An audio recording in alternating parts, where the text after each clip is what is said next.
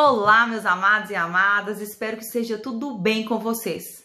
Hoje trataremos de um tema muito importante, relativamente novo em nosso ordenamento jurídico e por muitos ainda desconhecido, qual seja a tomada de decisão apoiada. Esse instituto que atualmente caminha lado a lado ao da curatela, mas que se destaca pelo seu objetivo de preservação da autonomia da pessoa com deficiência. Olha, apesar de novo para nós brasileiros, esse instituto já não é novidade em diversos países do mundo. Acontece que em alguns lugares esse instituto veio exatamente para romper com aquele antigo modelo de substitutividade da vontade da pessoa com deficiência, que é a velha e malfadada interdição, não é? É o que acontece, por exemplo, com o Betreuung do direito alemão, em que você não tem coexistindo esses dois modelos. Um modelo que visa preservar a autonomia e um modelo que aniquila verdadeiramente essa autonomia. Por outro lado, alguns países optaram por uma transformação paulatina e progressiva, mantendo, portanto, institutos como o da curatela, ainda que de forma excepcional, ao lado de instrumentos que efetivamente vão promover a autonomia da pessoa com deficiência. É o que acontece, por exemplo, no direito francês com o Sauvegarde de Justice, e no direito italiano com a Amministrazione de Sostegno, dos quais o Brasil extraiu a essência para a elaboração e construção do nosso modelo chamado de tomada de decisão apoiada, que por sua vez já era conclamada pelos doutrinadores brasileiros desde 2009, que foi o ano da internalização da Convenção de Nova York em nosso ordenamento, por meio do Decreto 6.949, que nos impunha a adoção de medidas que efetivamente promovessem a dignidade da pessoa com deficiência e, sobretudo, a igualdade substancial dessas pessoas. Mas apenas em 2015, portanto, 6 anos depois, é que com o advento do Estatuto da Pessoa com Deficiência foi introduzido o artigo 1783-A no Código Civil brasileiro para apresentar e instituir de uma vez por todas a tomada de decisão apoiada.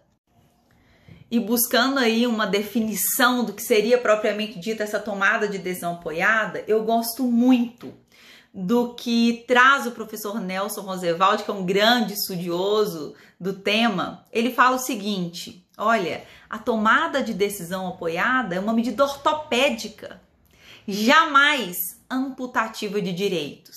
E é bem isso, né, gente? O que se busca com essa medida não é simplesmente a proteção patrimonial, a proteção da família da pessoa com deficiência, mas sim a sua autonomia e sim a preservação dos seus direitos fundamentais,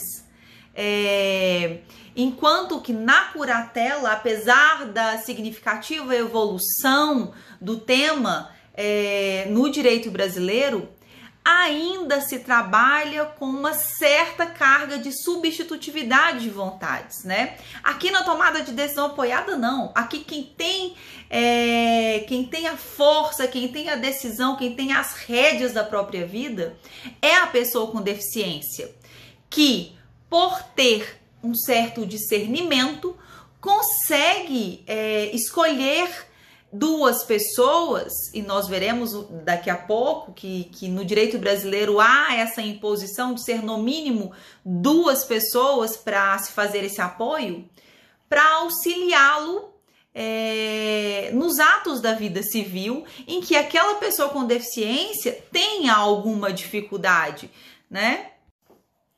E o que é importante que se tenha em mente é que a curatela hoje é um instituto excepcional, que só tem lugar quando não for possível a tomada de decisão apoiada, ou seja, naquelas hipóteses em que a pessoa com deficiência não possua um discernimento mínimo para fazer as escolhas, ou melhor, a escolha de seus apoiadores.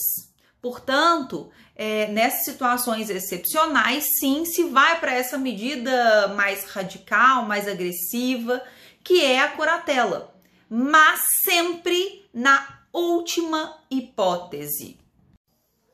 Ok, Daniele, já entendi então que a tomada de decisão apoiada é um instituto que prefere a curatela. Mas me diga como é que funciona esse instituto, como que uma pessoa com deficiência pode buscar esse instituto, e quem são as pessoas ou a pessoa legitimada a buscar judicialmente? Sim, porque no Brasil a tomada de decisão apoiada tramita necessariamente pelo judiciário, ao contrário do que acontece, por exemplo, no direito francês, que é um procedimento puramente administrativo. Bom, em relação primeiramente aos legitimados a buscar essa tutela judicial, nós temos hoje no Código Civil a previsão de que quem buscará essa tutela é a própria pessoa com deficiência. Todavia, o Cristiano Chaves, que é um outro grande estudioso do tema, ele parte da seguinte premissa: olha, quem pode mais, pode menos. Se nós temos um rol de legitimados à propositura da curatela e, portanto, a curatela é muito mais restritiva, por que não se cogitar que essas pessoas elencadas nesse rol dos legitimados para a propositura da curatela não poderiam requerer a tomada de decisão apoiada, que é, portanto, um instituto muito mais, que muito mais beneficia a pessoa com deficiência. Esse entendimento do Cristiano Chaves, além de, ao meu ver, se coadunar perfeitamente com os escopos protetivos lá da nossa Convenção de Nova York, internalizada pelo Decreto 6.949, pelo Estatuto da Pessoa com Deficiência, pelo Código Civil e pelo Código de Processo Civil, ele se assemelha em muito ao modelo italiano, porque na Itália, além da pessoa com deficiência, outras pessoas também são legitimadas ao requerimento ou a solicitação da tomada de decisão apoiada. Ultrapassada, portanto, essa questão da legitimidade ativa para a propositura da tomada de decisão apoiada, seja nesse viés mais restritivo e literal do Código Civil, seja nesse viés mais ampliativo, trazido aí por alguns doutrinadores, nós temos o procedimento propriamente dito, que se inaugura com uma petição inicial, a qual deverá necessariamente vir instruída com um termo firmado entre a pessoa com deficiência e os dois apoiadores, por ela escolhidos. Então, a pessoa com deficiência elege dois apoiadores, que são pessoas com quem o autor deverá manter um vínculo de afetividade, de confiança. Então, ele apresentará juntamente à inicial esse termo, e nesse termo também deverá constar os limites do apoio, já que o apoio não se fará para todos os atos da vida civil. Então, fixará detalhadamente os limites do apoio e o prazo de duração desse apoio. Gente, esse documento é indispensável à propositura da ação de tomada de decisão apoiada. Na sequência, o juiz, se valendo de uma equipe multidisciplinar e depois de ouvido o Ministério Público, decidirá sobre o pedido de tomada de decisão apoiada. Isso porque o juiz vai aferir se aquela pessoa com deficiência possui o necessário discernimento para que se enquadre nas hipóteses de tomada de decisão apoiada, e se as pessoas escolhidas como apoiadores atendem efetivamente aos interesses da pessoa com deficiência. E então o juiz decidirá sobre o apoio solicitado, fixando então os limites em que se dará efetivamente esse apoio. E definida, portanto, por meio de sentença, esse apoio solicitado, a tomada de decisão por pessoa apoiada terá validade perante terceiros, os quais, segundo o Código Civil, poderão inclusive solicitar que os apoiadores contraassinem os respectivos instrumentos negociais, como, por exemplo, um contrato de compra e venda, especificando ali a sua função e os limites daquele apoio. Daniele, mas e a hipótese em que o apoiador estiver agindo com negligência ou não mais estiver atendendo aos interesses da pessoa apoiada? Eu consigo afastar esse apoiador? Sim. Se houver denúncia, seja pela própria pessoa com deficiência que está sendo apoiada, seja por um terceiro, o juiz ouvirá o Ministério Público e a pessoa apoiada e decidirá se mantém ou não aquele apoiador. E mais, em se verificando que não mais subsiste aquelas necessidades que fundamentaram o deferimento do apoio, o juiz pode finalizar aquele apoio e, a partir dali, a pessoa com deficiência passa a tomar todas as decisões sem a necessidade daquele apoio que outrora se fez imprescindível. Agora, é bom que se frise que a pessoa apoiada ela pode a qualquer tempo comparecer em juízo e solicitar o término do apoio, né? Independentemente de negligências de seus apoiadores. Se ela, sim, entender que já não se faz mais necessário aquele apoio, ela vem e solicita o término sem nenhum problema. Agora, uma outra questão que é importante de ser ressaltada é quando há divergência, isso pode acontecer, quando há divergência entre a pessoa apoiada e os apoiadores. Nesse caso, meus amores, olha o que diz o parágrafo 6º do artigo 1783-A. Ele apenas determina que deverá ser resolvido pelo juízo naqueles casos em que houver risco ou prejuízos relevantes à pessoa apoiada. Por quê? Porque nos demais casos vai prevalecer a vontade da pessoa apoiada. Afinal de contas, o apoio é um auxílio, não é uma substituição. Não é verdade?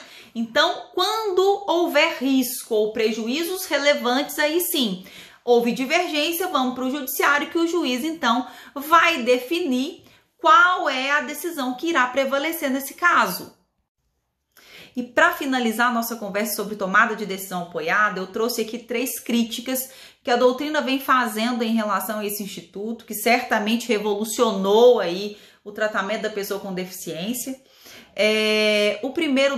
A primeira delas é sobre a judicialização da tomada de decisão apoiada. A exigência dessa judicialização. Isso porque em alguns países, como a França, eu citei para vocês agora há pouco, esse procedimento é meramente administrativo. E quando a gente pensa numa judicialização, num contexto do judiciário brasileiro em que há uma sobrecarga muito grande, há uma demora muito grande na tramitação dos processos, isso poderia ser um entrave, uma dificuldade à tomada de decisão apoiada. Uma segunda crítica é exatamente a exigência de 2 apoiadores, que, claro, no primeiro momento veio como forma de proteger a pessoa apoiada, na medida em que um apoiador poderia ser uma espécie de fiscal do outro apoiador. Mas, na verdade, se encontrar uma pessoa com quem a gente tenha afeto e uma confiança ao ponto de que essa pessoa possa assumir um encargo tão importante na vida da gente, não é fácil. E agora, encontrar 2 apoiadores é uma matéria que para muitos se tornaria uma tarefa hercúlea quase, né? Então, isso acabaria também sendo um entrave e dificultando a efetividade desse instituto. E uma terceira crítica seria a manutenção da necessidade oitiva do Ministério Público, enquanto que na tomada de decisão apoiada nós não tratamos de uma representação ou de uma assistência da pessoa com deficiência, né? Mas simplesmente de um apoio. Então, o que a doutrina diz qual é o motivo que justifica a permanência do Ministério Público nesse caso, né? Já que não se tem a necessidade aí de uma representação ou de uma assistência. Bom, meus amores, era isso que eu tinha para falar com vocês sobre tomada de decisão apoiada, um instituto que ainda vai demandar muitos estudos, muitas reflexões, não é mesmo, de todos nós, mas eu espero que vocês tenham gostado e até o nosso próximo encontro. Um grande abraço!